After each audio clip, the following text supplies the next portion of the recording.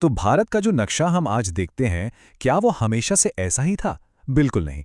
आज़ादी के बाद भारत की अंदरूनी सीमाओं को, मतलब हमारे राज्यों की बॉर्डर्स को पूरी तरह से फिर से बनाया गया था। और ये कहानी है उसी विशाल प्रक्रिया की।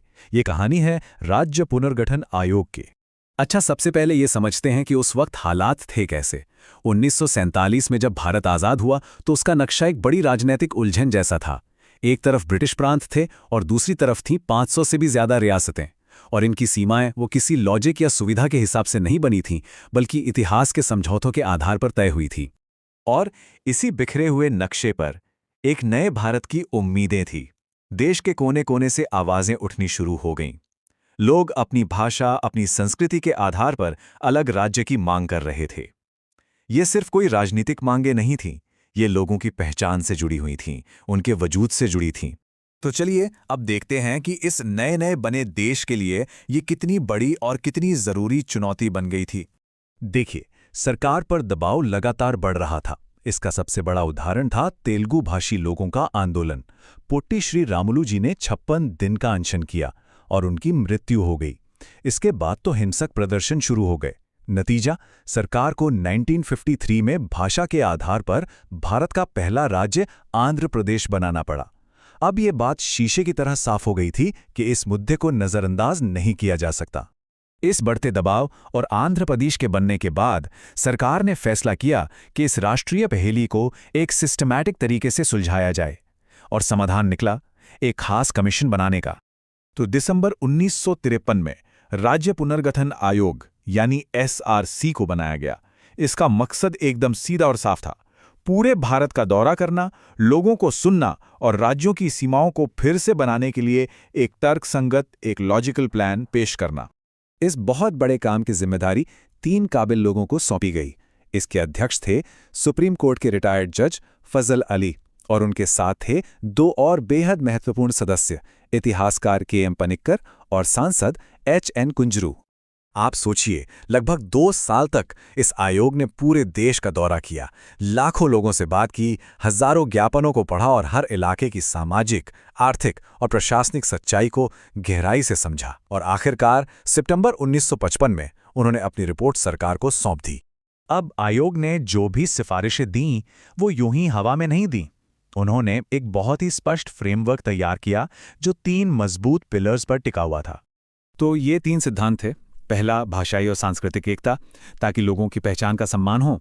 दूसरा, एडमिनिस्ट्रेटिव एफिशिएंसी, मतलब ऐसी सीमाएं हों जिनसे शासन चलाना, गवर्नेंस आसान हो जाए। और तीसरा, आर्थिक और सामाजिक विकास की संभावनाएं, ताकि हर नया राज्य अपने पैरों पर खड़ा हो सके। यहाँ एक बात समझनी बहुत जरूरी है, आयोग का नजरिया बहुत ही बैलेंस्ड था।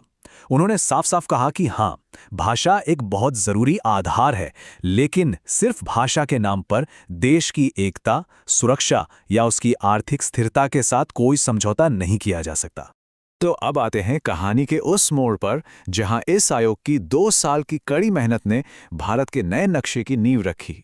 आयोग की रिपोर्ट इतनी जबरदस्त और लॉजिकल थी कि सरकार ने इसकी लगभग सभी सिफारिशों को मान लिया। और इन्हीं सिफारिशों के आधार पर भारतीय संसद ने एक ऐतिहासिक कानून पास किया, राज्य पुनर्गठन अधिनियम 1956। इस एक कानून ने ना भारत के नक्शे को हमेशा हमेशा के लिए बदल दिया। मतलब सोचिए, वो 500 से ज्यादा रियासतें और पुराने ब्रिटिश प्रांत, उनकी सारी सीमाएं मिटाकर एक बिल्कुल नया, एक सिस्टमैटिक ढांचा बनाया गया। और इस नए भारत में बने कुल 14 राज्य, और इन 14 राज्यों के साथ साथ 6 केंद्र शासित प्रदेश भी बनाए गए। ये कोई छोटा मोटा बदलाव नहीं था, ये तो भारत की एडमिनिस्ट्रेटिव ज्योग्राफी का एक तरह से पुनर्जन्म था। इसी पुनर्गठन से कई बड़े भाषाई राज्य सामने आए, जैसे त्रावणकोर कोचीन को मिलाकर मलयालम बोलने वालों के लिए केरल बना। मैसूर राज्य को बढ़ाकर के कन्नड़ भाषियों के लिए कर्नाटक का गठन हुआ। इसी तरह बंबई और मद्रास जैसे बड़े प्रांतों को फिर से ऑर्गेनाइज किया गया, जिससे आगे चलकर महाराष्ट्र और गुजरात जैसे राज्य बने। तो अब सवाल ये उठता है कि सीमाओं को इस तरह भाषा के आधार पर बांटने का आखिर भारत की एकता पर कैसा असर हुआ? और इसका असर बहुत ही पॉजिटिव रहा। जब लोगों को अपनी भाषा और संस्कृति के आधार पर राज्य मिले ना, तो उन्हें लगा कि उनकी पहचान का सम्मान किया जा रहा है। इससे क्षेत्रीय इच्छाएं पूरी हुई, प्रशासन पहले से बेहतर हुआ और सबसे हैरानी की बात यह है कि इस भाषाई बंटवारे ने राष्ट्रीय एकता को कमजोर नहीं किया, बल्कि उसे और भी मजबूत कर दिया। कुल मिलाकर राज्य पुनर्गठन आयोग भारत के इतिहास में एक मील का पत्थर साबित हुआ। इसने भारत के फेडरल स्ट्रक्चर को वो स्थिरता और मजबूती दी जिसकी उस नए राष्ट्र को उस समय सबसे ज्यादा जरूरत थी।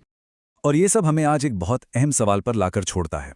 जिस तरह उस दौर में भारत ने भाषाई और सांस्कृतिक विविधता को अपनाकर अपनी एकता को मजबूत किया, विविधता में एकता का वो मॉडल आज के भारत के लिए कितना प्रासंगिक है।